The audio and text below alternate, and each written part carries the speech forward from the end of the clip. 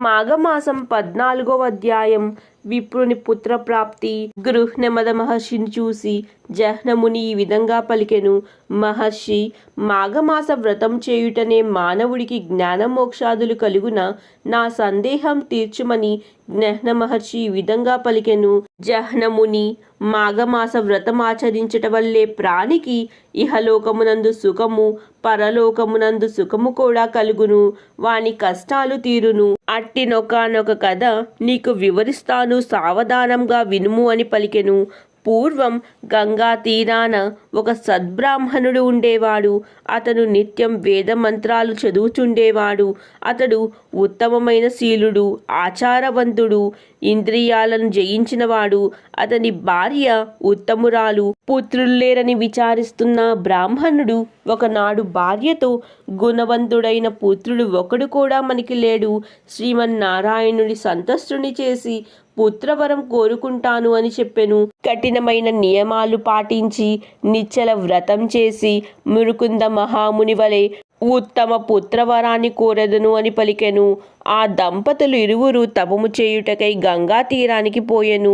ఆ బ్రాహ్మణుడు అష్టాక్షరిని జపిస్తూ శ్రీహరిని మనసులో నిలుపుకుని తీవ్రమైన తపస్సు ప్రారంభించాడు. కొంతకాలానికి శ్రీమన్నారాయణుడు ప్రత్యక్షమయ్యను. అతడు 4 చేతుల యందు శంఖం, చక్రం, గదా ధరించి ఉండెను. వనమాలను ధరించెను. పట్టు వస్త్రాలను కట్టెను. అతని కిరీటం కోటి సూర్య కాంతులతో ఉండెను.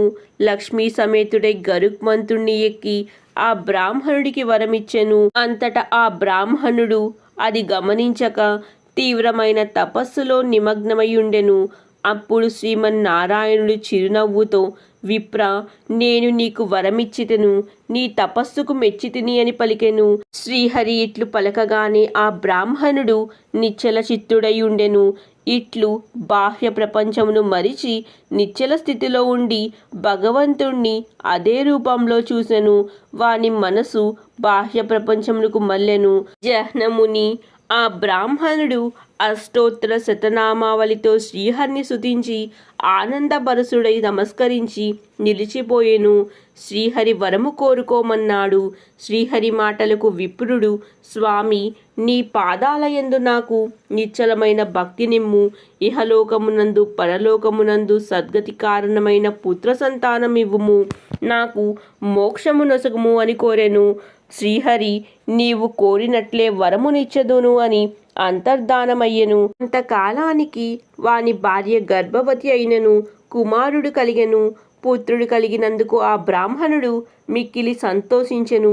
కొంతకాలానికి నారదుడు వారి ఇంటి వద్దకు వెళ్ళి బాలుణ్ణి చూసి వాని ఆయుర్దాయము 12 సంవత్సరాలే అని చెప్పి తన దారి తాను పోయెను. ఆ బ్రాహ్మణుడు నారదుడి మాటలకు మిక్కిలి విచారించెను. అతని భార్య బిడ్డను ఒళ్ళో పెట్టుకుని కన్నీరు కాల్చెను. నాదా, నీవు తీవ్రమైన తపస్సు చేసి ఈ పుత్రుణ్ణి పొందివి. ఈ పుత్రుడు 12 సంవత్సరాలే జీవిస్తాడా అని మిక్కిలి దుఃఖించెను. ఆ విప్రుడు భార్య మాటలు విని బాధపడి ఆమెను ఓదార్చడానికి నిశ్చయించుకున్నెను. ఆమెతో ఈ విధంగా పలికెను. ప్రియా, దుఃఖించకు. దుఃఖము శరీరాన్ని బాధించును. నీ దుఃఖముకు కారణం నాకు తెలుసుము. మృత్యువు తప్పదు, అది ఎవరికైనా తప్పదు. మన పుత్రుడు 13 సంవత్సరాలకు మృతి చెందుతాడు. నీకు నాకు కూడా మృత్యువు తప్పదు. మన పుత్రుడు మనకు మరణించిన తరువాత కూడా మరణించక తప్పదు. కావున నీవు దుఃఖించకు. శ్రీహరిని పూజించి పుత్రుడి మరణ భయం పోగొట్టుదును. నీవు ధైర్యంగా ఉండుము అని పలికి గంగా తీరానికి వెళ్ళి నియమనిష్టలతో శ్రీహరిని పూజించెను. శ్రీమన్నారాయణుడు వాని నిశ్చల భక్తికి ప్రీతి చెంది ప్రత్యక్షమయ్యను. బ్రాహ్మణుడు శ్రీమన్నారాయణుడికి సాష్టాంగ నమస్కారం చేయును. మాఘమాసం 14వ అధ్యాయం సంపూర్ణం.